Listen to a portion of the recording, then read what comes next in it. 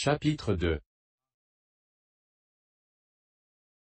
J'avais l'impression de me balancer à travers l'immensité de l'éther, suivant un rythme puissant et régulier.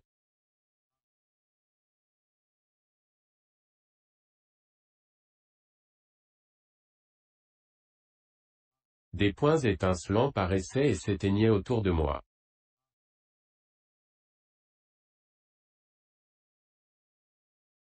C'étaient, pensais-je, des étoiles, des soleils et des comètes flamboyantes, qui peuplaient ma fuite dans le monde astral.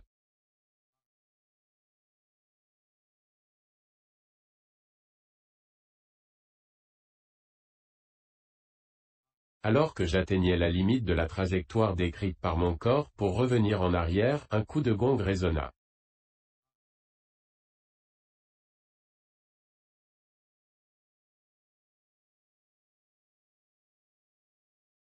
Puis je repris, avec délice, mon élan en sens inverse, et ce petit jeu continua pendant une période que je ne pouvais évaluer avec exactitude, mais qui me parut être une éternité.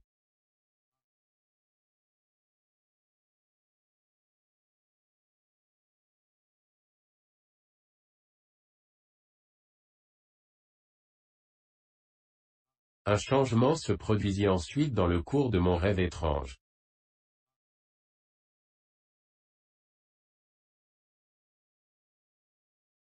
Le balancement se fit plus court, et sur un rythme accéléré.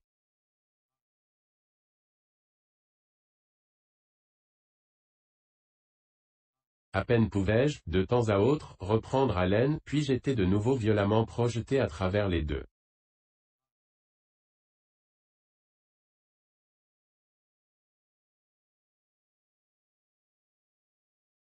Le gong, aussi, retentissait plus furieusement et à intervalles plus rapprochés. Et l'appréhension de chaque coup se faisait, chez moi, plus douloureuse.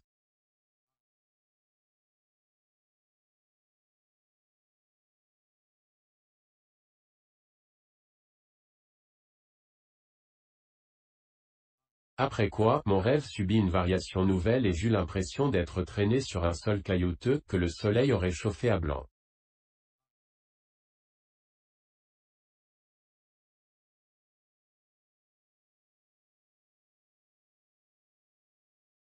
Ma peau s'écorchait à vif et l'angoisse que j'en ressentais était intolérable.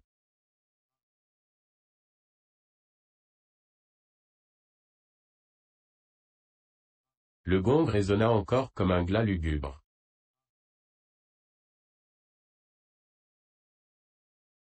Les points étincelants reparurent, en une avalanche lumineuse, comme si tout le système planétaire s'écroulait dans le vide.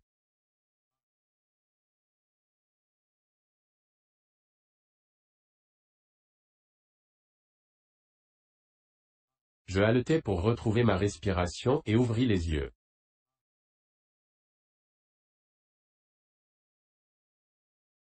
Deux inconnus étaient à genoux, à mes côtés, et me prodiguaient leurs soins.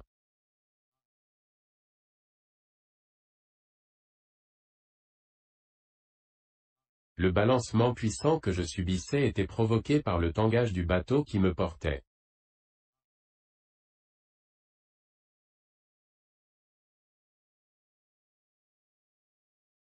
Quant au gong redouté, c'était tout bonnement une poêle à frire, pendue au mur, qui résonnait à chaque mouvement du navire.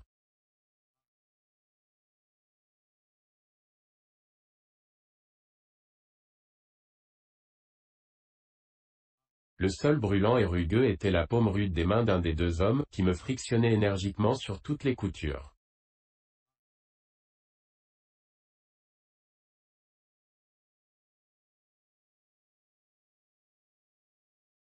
J'avais la poitrine écorchée et rouge, et je pus voir de minuscules gouttelettes de sang qui perlaient sur l'épiderme enflammé.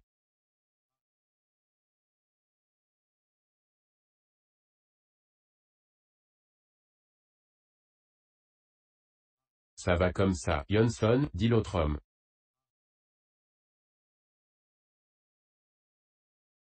Regarde un peu, tu lui as arraché la peau à force de frotter.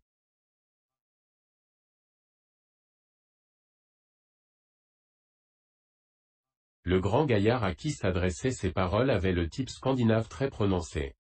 Il cessa son massage et se leva d'un air gauche.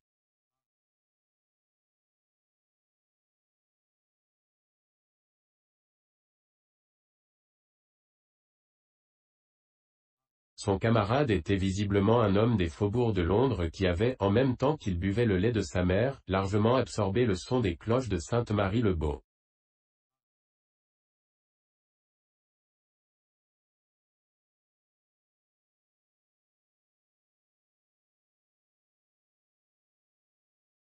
Maigre et efflanqué, avec des manières efféminées, il était coiffé d'une casquette blanche dégoûtante, et ceint d'un tablier de grosse toile, non moins repoussant.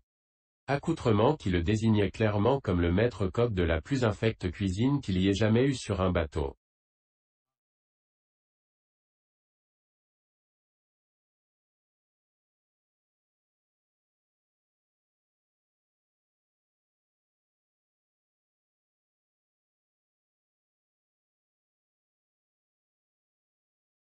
Alors, comment vous sentez-vous, me demanda-t-il, avec ce sourire obséquieux qui lui provenait de plusieurs générations d'ancêtres en quête de pourboire.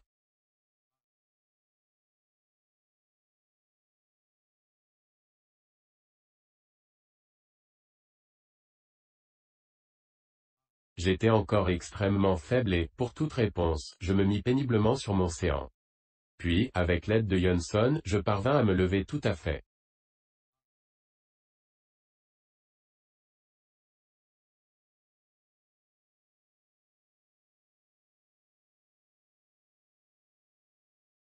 Le tintamarre que faisait la poêle à frire, et qui n'arrêtait pas, me tapait sur les nerfs.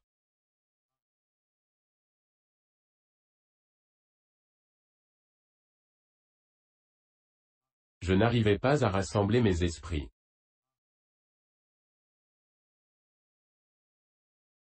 Après m'être cramponné à la boiserie, avec un mouvement de dégoût au contact de la couche de graisse dont elle était imprégnée, j'allais, en titubant, vers le fourneau qui était tout rouge.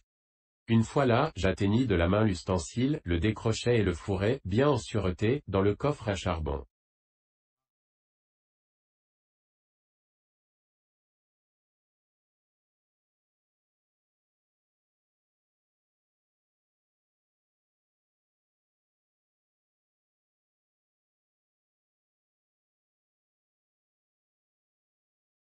Le coq esquissa une grimace devant cette marque de nervosité que je venais de donner, puis me tendit un gobelet fumant, en me disant, buvez, ça vous fera du bien.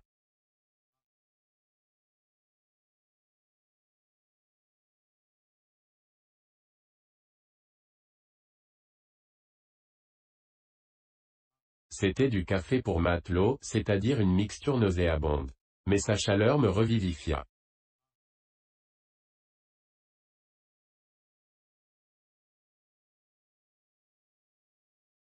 Entre deux gorgées, j'abaissai mes yeux vers ma poitrine tout écorchée, qui continuait à saigner, et m'adressant aux Scandinaves.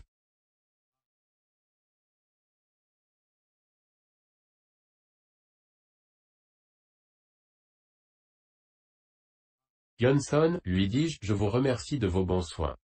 Mais vous avez, reconnaissez-le, des remèdes plutôt héroïques.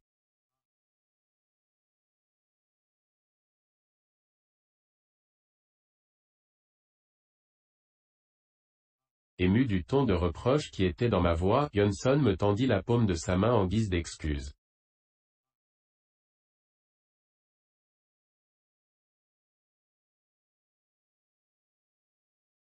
Elle était étonnamment calleuse. Je passai la mienne sur ses rugosités, qui avaient la dureté de la corne, et j'eus la chair de poule, au seul contact de cette terrible râpe.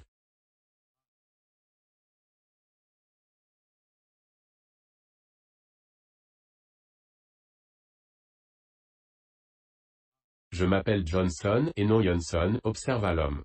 Il s'exprimait en bon anglais, quoiqu'un peu lentement et avec un imperceptible accent.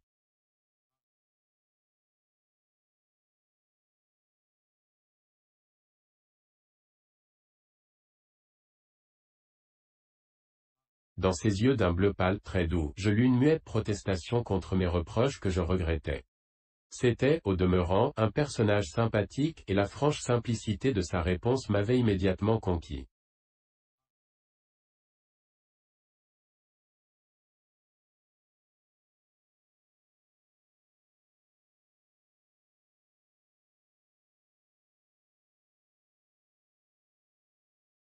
Je lui tendis la main et corrigeai, merci, Johnson.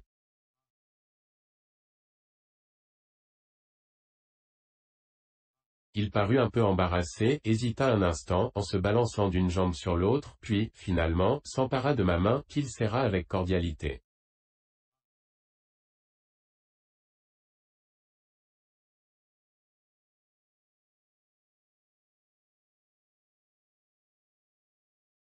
N'auriez-vous pas quelques vêtements secs à me prêter, demandai-je au cuisinier.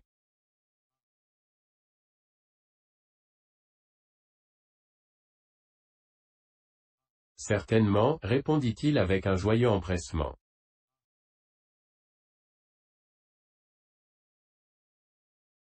Je vais descendre dans la cale jeter un coup d'œil sur mon fourniment, si, toutefois, vous ne voyez pas d'inconvénient à porter mes frusques.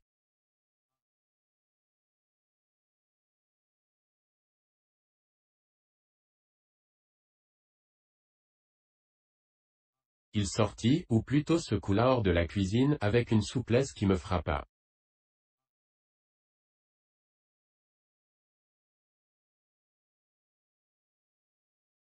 Ses pas étaient comme huilés.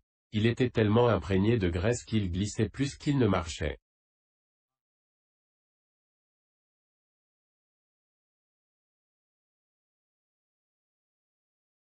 Je m'enquis auprès de Johnson, que je pris, avec raison, pour un des matelots du bord. Où suis-je?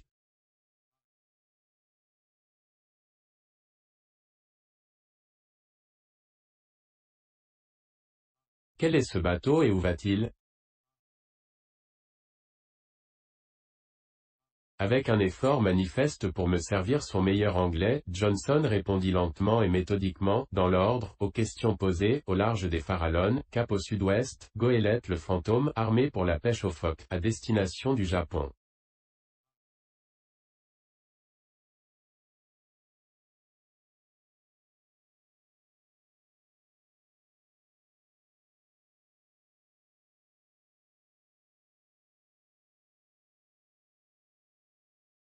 Et qui est le capitaine? Il est nécessaire que je lui parle, dès que j'aurai mis des vêtements secs.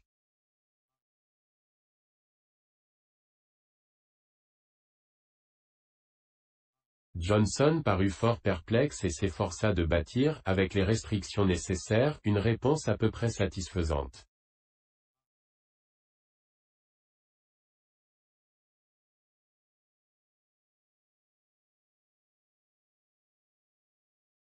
Le capitaine, dit-il, est Lou Larsen.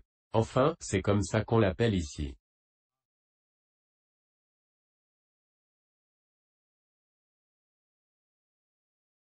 Je ne lui connais pas d'autre nom. Mais vous ferez bien de peser vos paroles. Ce matin, il est d'une humeur massacrante.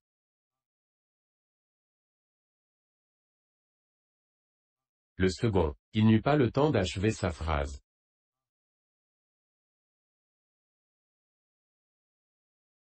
Car le coq s'était de nouveau glissé dans la cuisine.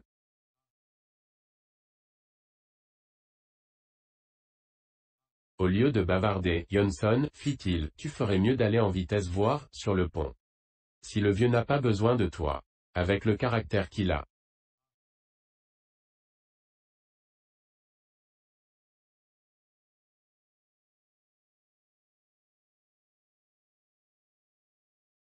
Docilement Johnson obéit et, tout en se dirigeant vers la porte, me lança un clin d'œil amical et grave, gros d'avertissement, pour me recommander d'être prudent vis-à-vis du terrible capitaine que j'allais bientôt affronter.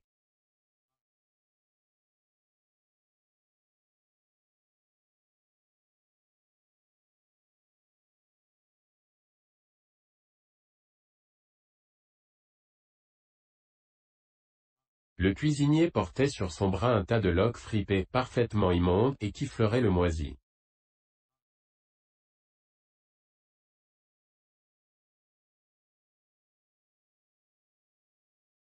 J'ai lavé moi-même ses habits, m'expliqua-t-il.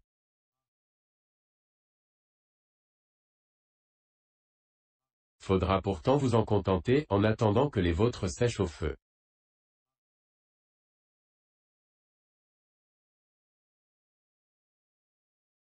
Toujours titubant, par suite du mouvement du bateau, je m'accotai à la boiserie pour garder mon équilibre et réussis, grâce à l'aide du coq, à enfiler un tricot de grosse laine.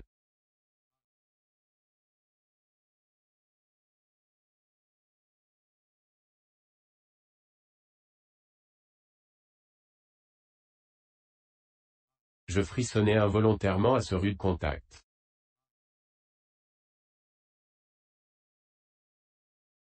Le coq remarqua ma grimace et observa, avec un sourire affecté.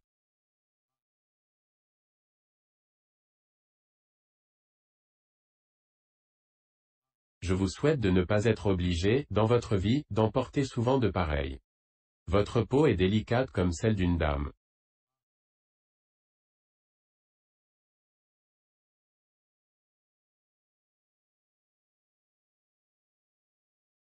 Du premier coup d'œil, j'ai jugé que vous étiez un gentleman.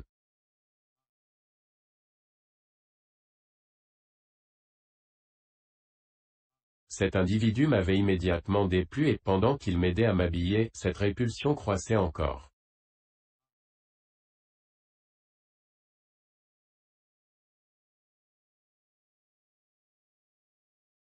Son contact avait quelque chose de répugnant.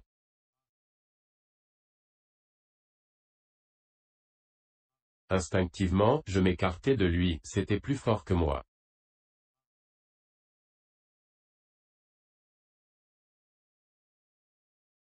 Les émanations des marmites placées sur le fourneau, et qui cuisaient à gros bouillon, ajoutaient à mes nausées. Aussi comprendra-t-on sans peine la hâte que j'avais de sortir à l'air pur.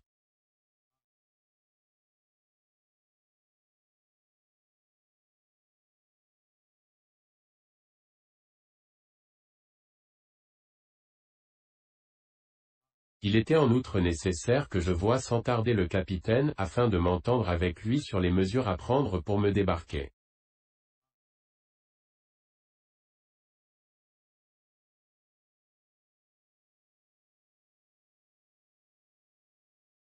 Après 1000 excuses de n'avoir pas mieux à m'offrir, et de véhéments commentaires, le coq m'aida à passer, par-dessus le tricot, une chemise de coton bon marché, au col élimé, et dont le plastron était maculé, me sembla-t-il, d'anciennes taches de sang.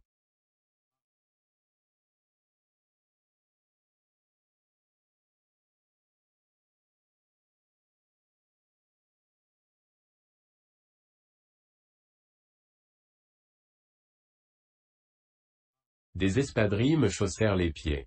Une combinaison de toile bleue, toute déteinte, avec une jambe plus courte que l'autre de 25 centimètres au moins, me tint lieu de pantalon.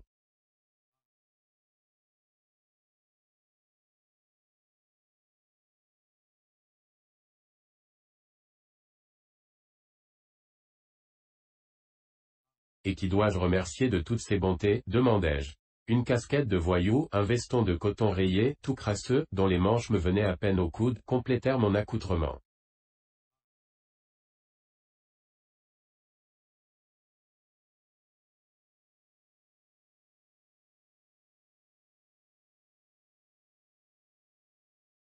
Mon interlocuteur se dressa sur ses ergots, avec ce mélange d'insolence servile et d'humilité feinte qui, sur les transatlantiques, est propre aux stewards, lorsque la traversée tire à sa fin et qu'ils attendent le pourboire d'usage.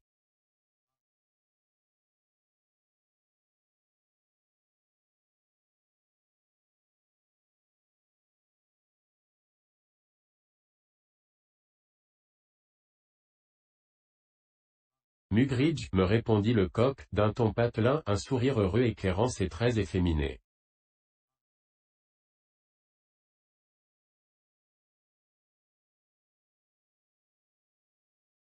Thomas Mugridge, pour vous servir. Très bien, Mugridge, je n'oublierai pas de vous témoigner ma reconnaissance, quand mes vêtements seront secs.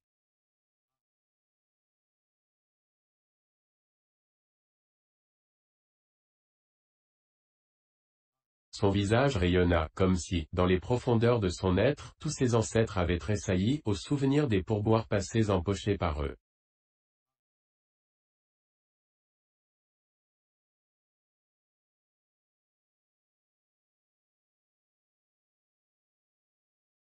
Merci, monsieur, merci 1000 fois, fit-il en manifestant beaucoup de confusion et de modestie.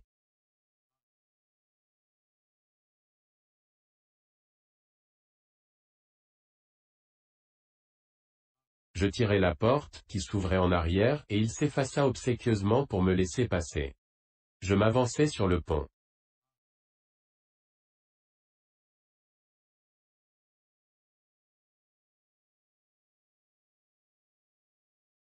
Par suite de mon immersion prolongée, j'étais encore très faible.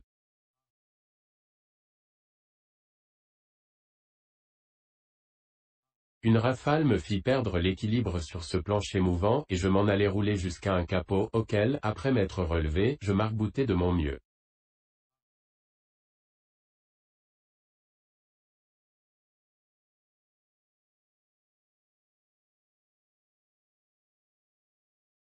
La goélette donnait fortement de la bande et piquait du nez dans la grande houle du Pacifique.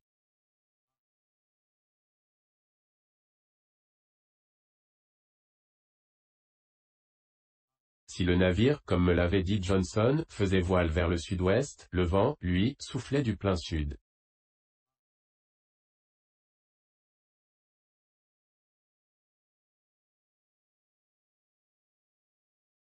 Le brouillard s'était dissipé et le soleil brillait au ciel, reflété par les 1000 facettes cristallines de la mer.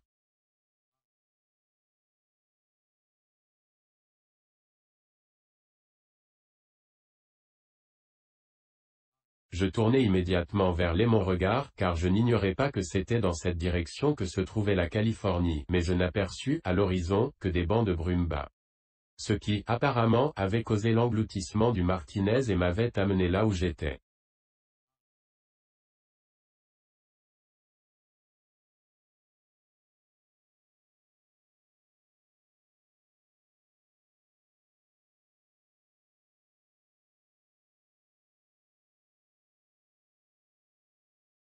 Vers le nord, à peu de distance de nous, un groupe de rochers nus émergeait de la mer et, sur l'un d'eux, je distinguai un phare.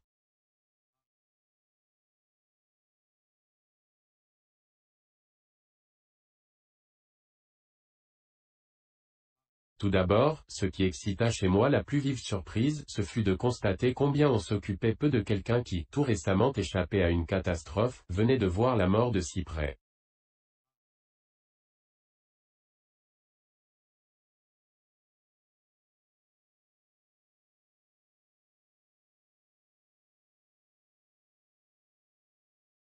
Exception faite de l'homme de bar qui m'examinait curieusement, personne ne me portait le moindre intérêt.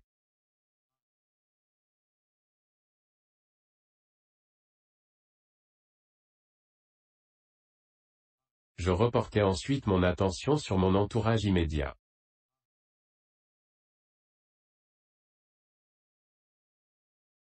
On semblait s'occuper beaucoup plus d'un grand diable qui gisait sur le dos, sur le panneau d'une écoutille.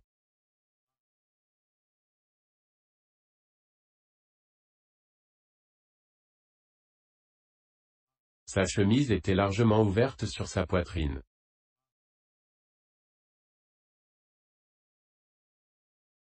Mais on ne voyait pas la peau, qui était couverte d'une masse de poils noirs, assez semblable à la fourrure d'un chien.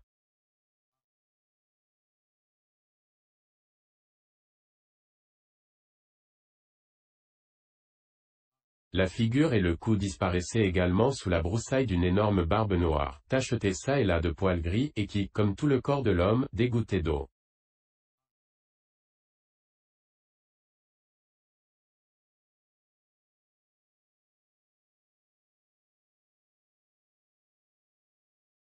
Les yeux fermés, l'homme semblait sans connaissance. Il avait la bouche grande ouverte, sa poitrine haletait, et il avait du mal à respirer.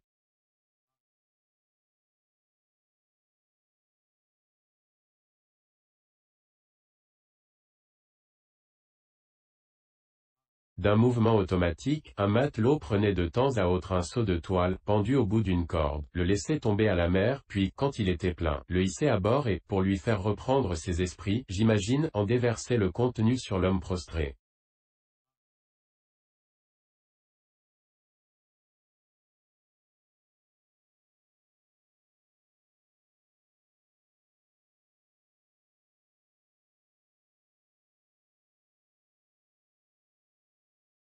En mâchant furieusement un bout de cigare, l'homme dont le regard m'avait sauvé faisait les 100 pas sur le pont.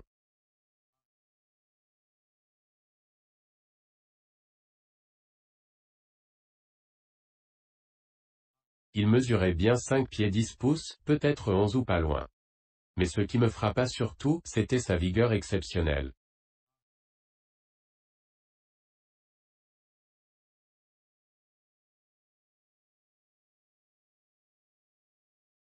Large d'épaules et de poitrine, il ne donnait pas, cependant, une impression massive.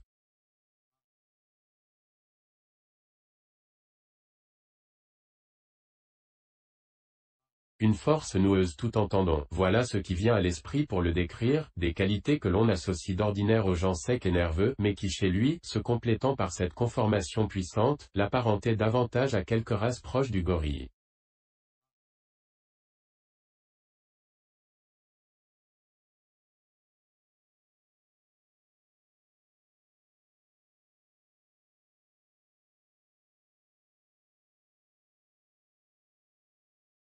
Il évoquait, par son allure et par son aspect, cet homme préhistorique tel que se le forge notre imagination, ce prototype des races actuelles, issu de lui, qui, comme les singes, gîtait dans les arbres et qui, dans sa force féroce et farouche, était l'essence même de la vie. Et cette vie semblait aussi tenacement inhérente au personnage que celle qui se manifeste encore dans le corps d'un serpent décapité, ou qui s'attarde dans un morceau informe de chair de tortue, que l'on fait se recroqueviller ou frissonner au contact du doigt.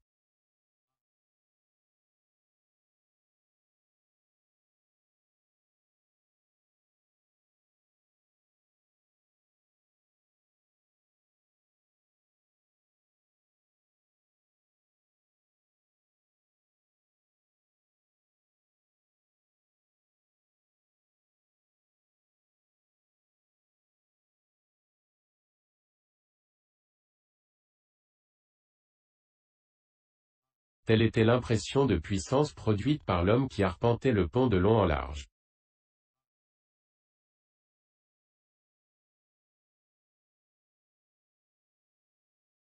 Solidement campé sur ses jambes, il frappait le plancher d'un pas sûr.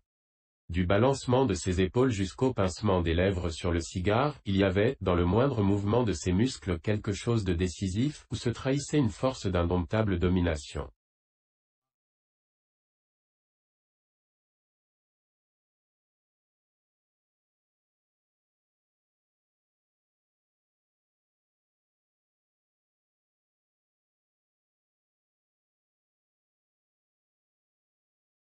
Mais, si étonnante que parût cette force tangible, elle semblait en annoncer une autre, une force intérieure, plus formidable encore, qui dormait dans ce colosse et pouvait, à l'occasion, se manifester tout à coup, terrible comme la colère du lion ou le déchaînement de la tempête.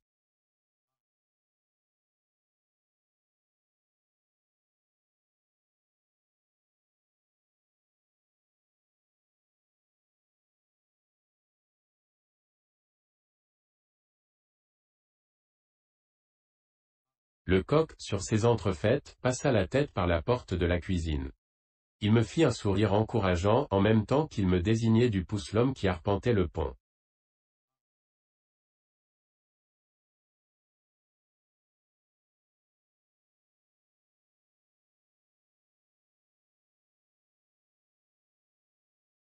Afin de m'indiquer que c'était là le capitaine, celui qu'il appelait, le vieux, l'être redoutable à qui je devais m'adresser, pour obtenir de lui l'autorisation de débarquer à terre.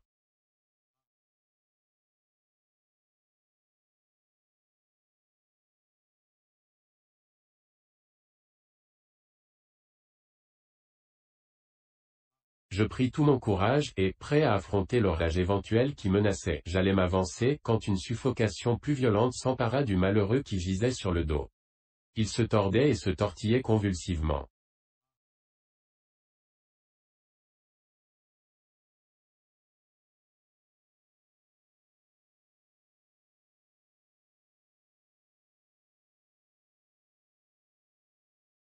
Le menton faisait pointer sa barbe noire vers le ciel et des râles d'agonie soulevaient plus violemment la poitrine. Je savais que, sous les poils, la peau prenait une teinte pourpre.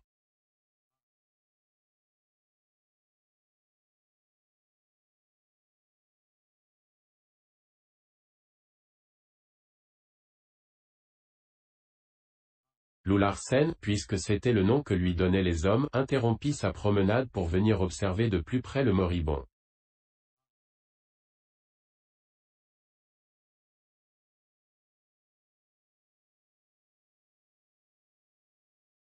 Les mouvements de celui-ci étaient devenus si frénétiques que le marin chargé de l'asperger d'eau s'interrompit pour le regarder curieusement, le seau de guingois laissant s'échapper son contenu sur le pont.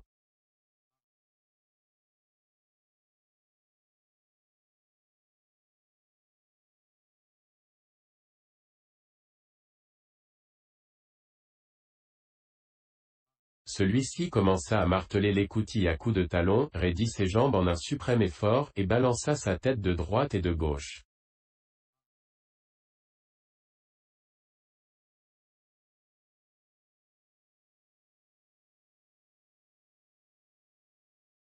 Puis les muscles se relâchèrent, la tête s'arrêta de rouler, la bouche exhala un long soupir qui semblait exprimer une profonde délivrance.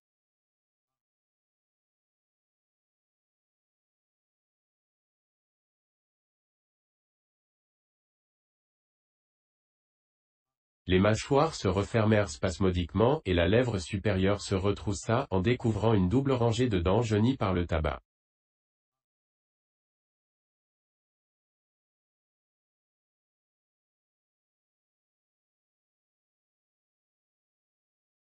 Les traits se figèrent en une sorte de ricanement diabolique qui semblait narguer ce bas monde que l'homme venait de quitter. Et ce fut tout.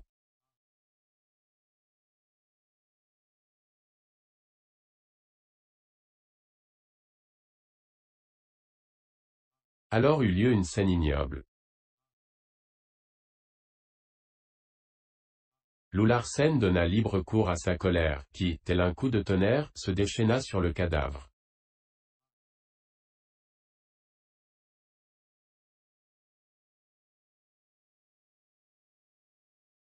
Une bordée ininterrompue de jurons sortit de ses lèvres.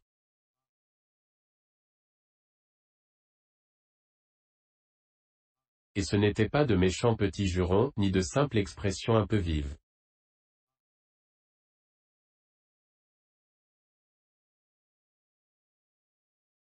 C'était une avalanche de blasphèmes comme je n'en avais encore jamais entendu, percutant, incisif, odieux.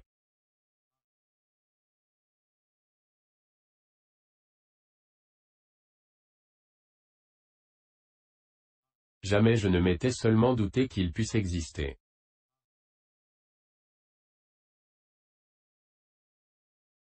Et pourtant, en ma qualité d'écrivain, j'avais souvent usé de métaphores, j'en avais cherché et inventé, qui m'avaient paru salées.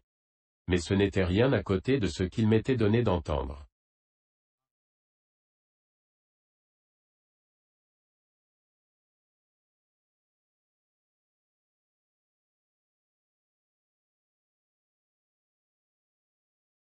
Autant que je pus le comprendre, Lou Larsen était furieux parce que l'homme, qui était son second, s'était flanqué, à San Francisco, avant d'embarquer, une telle cuite, qu'il en était mort.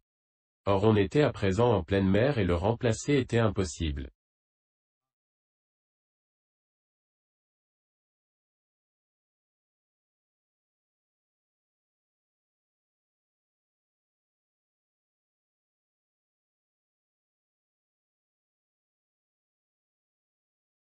Tous ceux qui me connaissent comprendront à quel point j'étais révolté.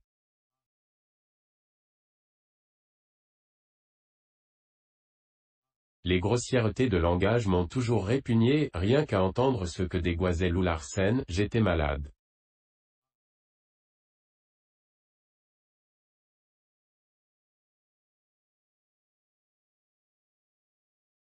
À mes yeux, la mort était l'objet d'un culte empreint de toute la dignité souhaitable.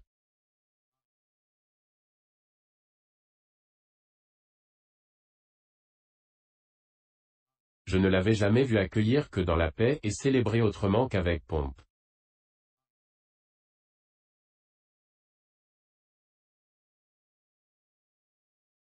J'ignorais jusqu'à ce jour-là qu'elle puisse habiller d'horripos ignobles et terrifiants.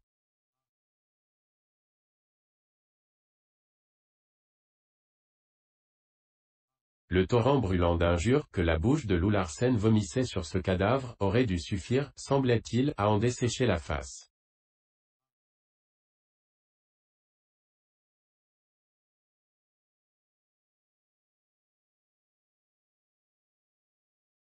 Mais le mort restait impassible devant l'insulte. Il continuait à ricaner d'un air cynique et, pour la première fois sans doute, bravait la fureur du maître, déchaîné contre lui.